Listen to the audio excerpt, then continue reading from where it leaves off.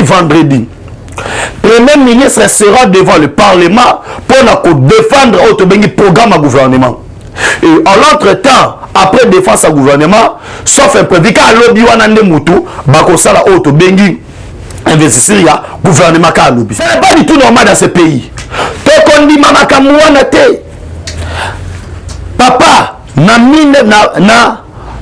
2009, va signer encore entre CNDP et Laurent Kunda, va autoriser Rwanda officiellement, va kota na Congo, bazala na droit, il y a qu'au postuler vraiment Chibanda à l'époque, ministre des Affaires étrangères.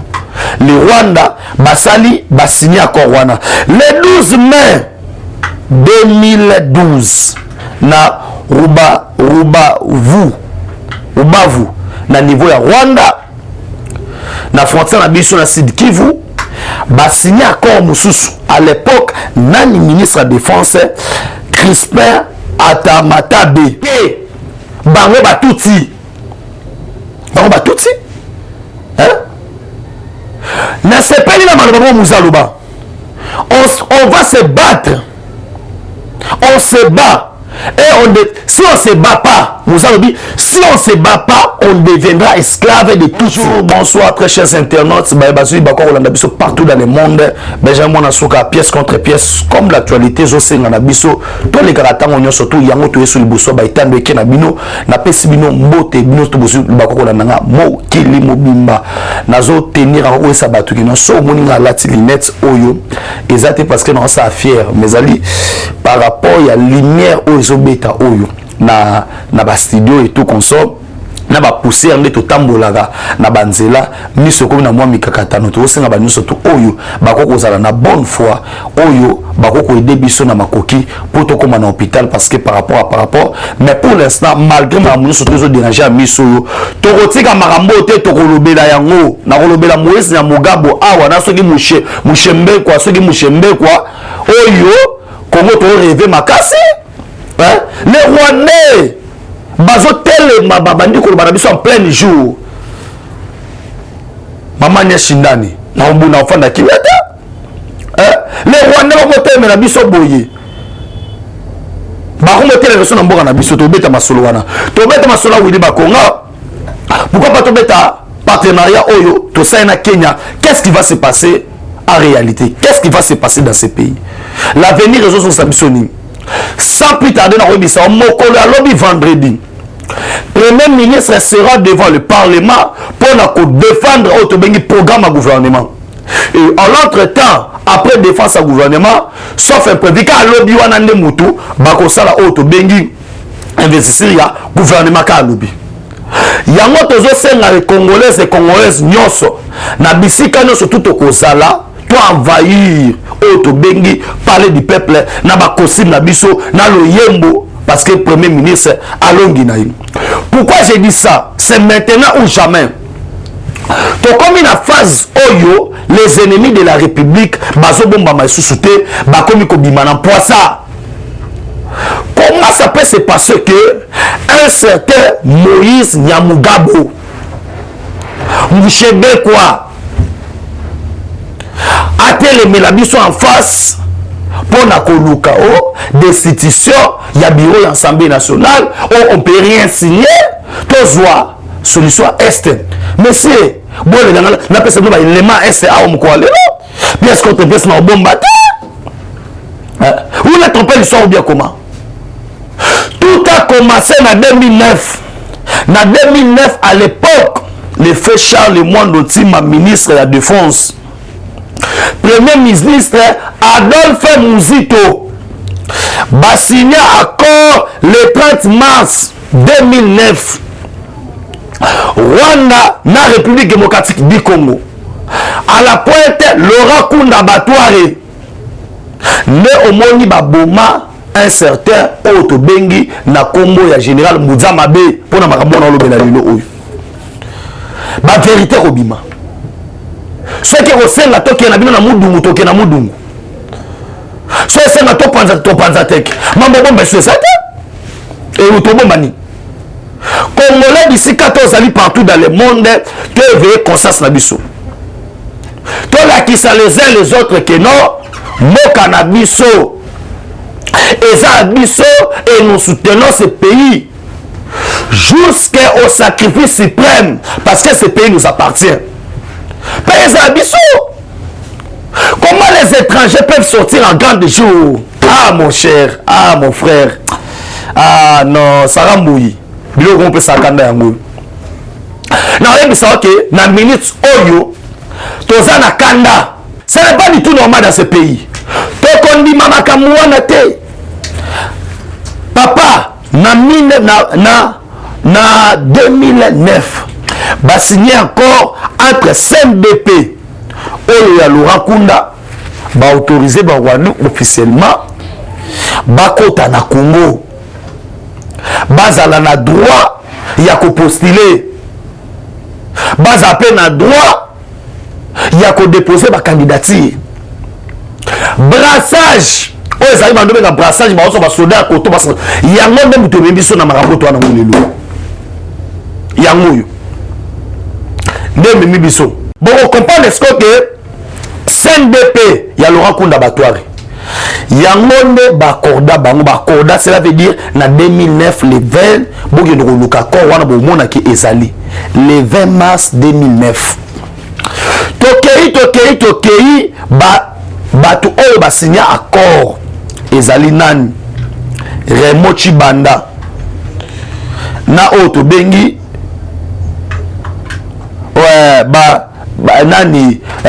nani Raymond Chibanda à l'époque ministre des Affaires étrangères.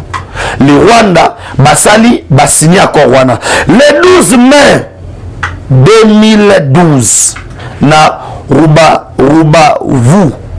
Rubavu na niveau ya Rwanda na frontière na biso na Sud Kivu ba signé accord mususu à l'époque nani ministre de la défense Crispin Atamatabe nani premier ministre Matata Mponyo. L'accord les prévoit nini bazon di makokota Rwanda na Congo pour à superviser les 9 pays limitrophes ya RDC.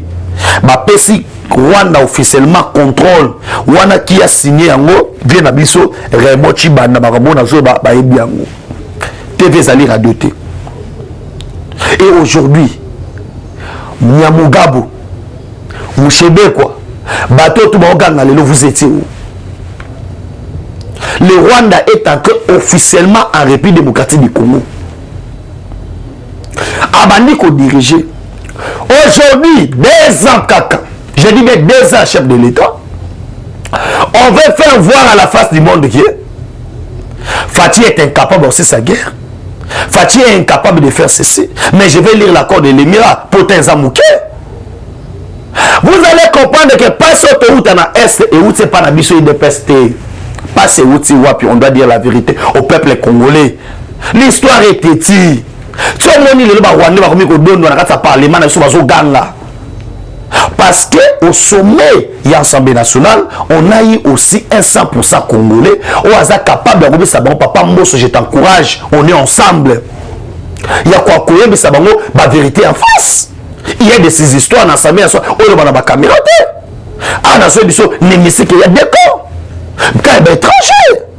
On va montrer que non, leurs intérêts, ça, quoi, il y a.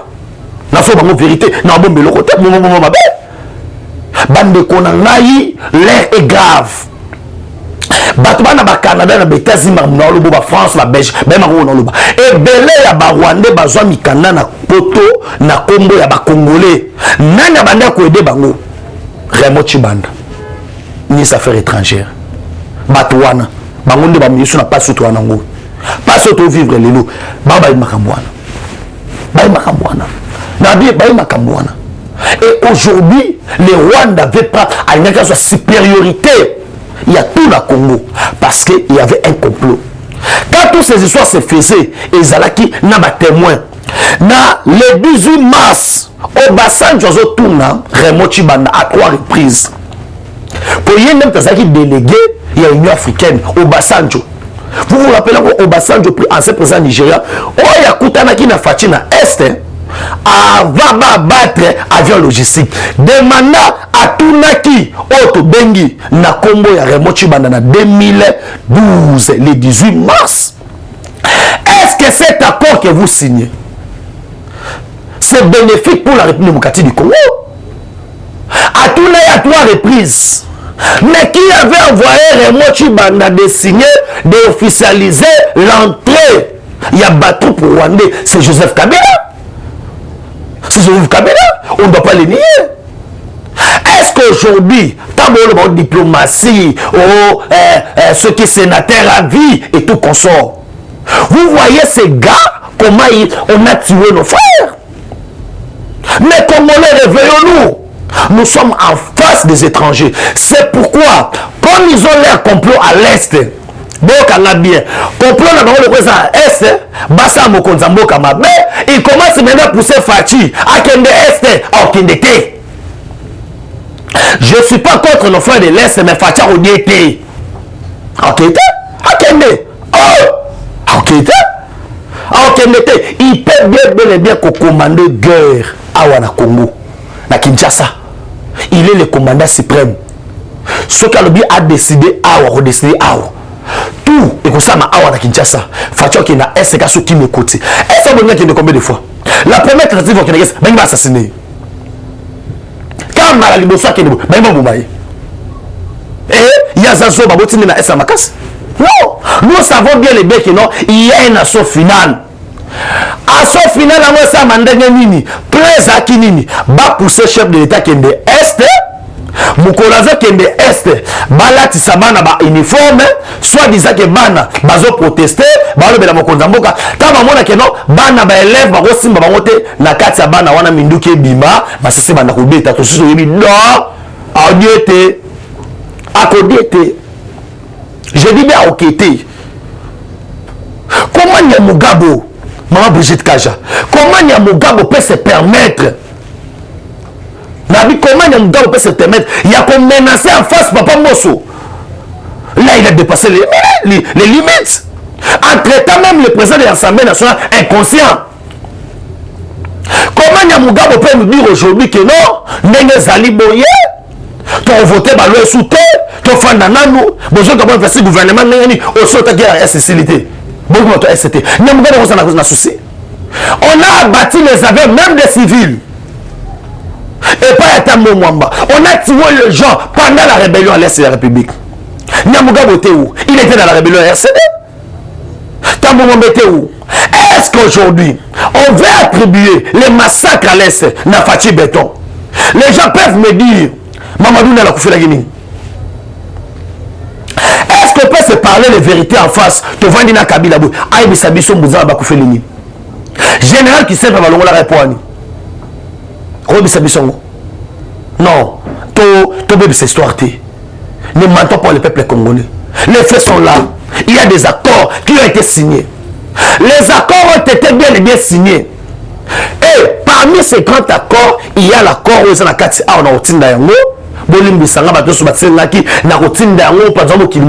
les accords de l'Émirat en format PDF. Numéro dans téléphone, Nabuka Lukutate Yangoui. Piste 243 9 70 40 89 57. Piste 243 9 70 40 89 57. Soit comme Mélanga na Benjamin, moi na souka na Facebook. Ou comme Benjamin, moi na souka na Facebook. Hein? Beaucoup ça bisota. On n'est pas des bêtes. Il y a des faits, oh les alliés réels. Na fait bien, bah faire les alliés réels yangoyo. Beaucoup tout n'a pas ministre. C'est que je suis en train de parler. Est-ce que Mouzito peut venir me dire le 23 mars 2009 l'accord qui a été signé, Mouzito Premier ministre a expliqué qu'ils sont les amis. Les ennemis de la République, tous ces gens ici qui nous donnent des leçons aujourd'hui, ils ont fléchi devant Kabila. Ils ont comploté. Combien sont morts dans cette liste? Combien de Congolais ont péri? Est-ce que vous pouvez avoir le courage aujourd'hui de défendre encore ce pays, de dire que nous sommes des Congolais? Hein? Dans quel pays où nous trouvons des gens au sein de l'hémicycle qui sont contre le plus grand problème maintenant avec Papa Mbosso? C'est quoi? Mbosso sait que non, le président de la République, on va lancer bientôt la l'assaut finale. Je ne suis pas là pour venir divulguer les secrets militaires ici. Mais je vous dis que non, qu'ils viennent ou pas, bamata bakita, la guerre à l'est va appartenir au passé. Tokosala maenyo sote kosenga poto dimiser batu. Papa mboso alobi kake batu o baza ba responsable la guerre oyo. Bango yo toi na bango awo. Bata nkomba mutu te. Mais quand aujourd'hui Nyamugabo, oh toi la vidéo awa, nous dit que non, pour te vendre na Kenya, on doit respecter bango batuti. Bango batuti. Hein? Na sepeli na malobamo muzaluba. On va se battre. On se bat. Et si on ne se bat pas, Mouzalobi, si on ne se bat pas, on deviendra esclave de Tutsi et de Kagame. Wana maloba Mouzalobi. Pourquoi Mouzaloba maloba wana? Je réponds. Si on ne se bat pas, on deviendra esclave de Tutsi et de Kagame. C'est ce qui s'est fait après la mort de Mouzé pendant 18 ans. On est devenus des esclaves. Parce que Azaria Soubewa pouvait parler la République démocratique du Congo. Tout le monde silence radio. Il y a des Rwandais qui sont des généraux. Oh, bah, Fanda Kenya. Qui ne sait pas? Mais ils ont protégé. Ils ont gardé les secrets. Ils ont accepté ça. Tout le monde était d'accord. Tout le monde applaudissait. Pour vivre dans un poste, non comme un ministre. Na pillé na ngai parce que au sommet de l'état bana mutoza maël était à l'époque président dans notre économie c'était ça le régime. Et aujourd'hui les sangs du peuple congolais au ganga le baka mboko soza kimbangote ya kipavita mboko soza tsenseke do mulumba te so mboko yo yete seke do mulumba boko samba oui, allez comprendre que non, beaucoup samba. Ah, dans ce Sabino, ezali que vous êtes à prédire Makamboyo. Il savait bien et bien que Makambo Zoloba et Kokoma un jour. Là-bas qui est Kokoma un jour, paye un Wessadini et commis pena. Dans ce que non, Makambo Nazoba est commis.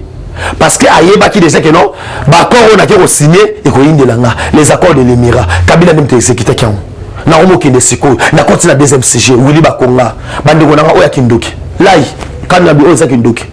Pourquoi? Parce que tous abatu moi et mon frère Arnaud Chilombo le caméraman totambo na Kinshasa to moi passé et mon roi Benjamin to ça émission boy moi transport moi nini mais quelqu'un qui vous bouffe 2 millions bakangi Bakonga na 2 millions $1 million. So on est à $100 au sein de 27 ans.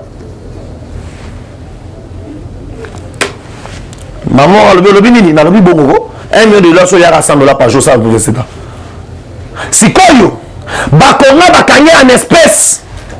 J'ai dit, Bakangé en espèces, n'a 2 millions. Si on attrape quelqu'un en espèces avec 2 millions, compte bancaire, on a combien? Quelqu'un qui se promène avec $2 millions.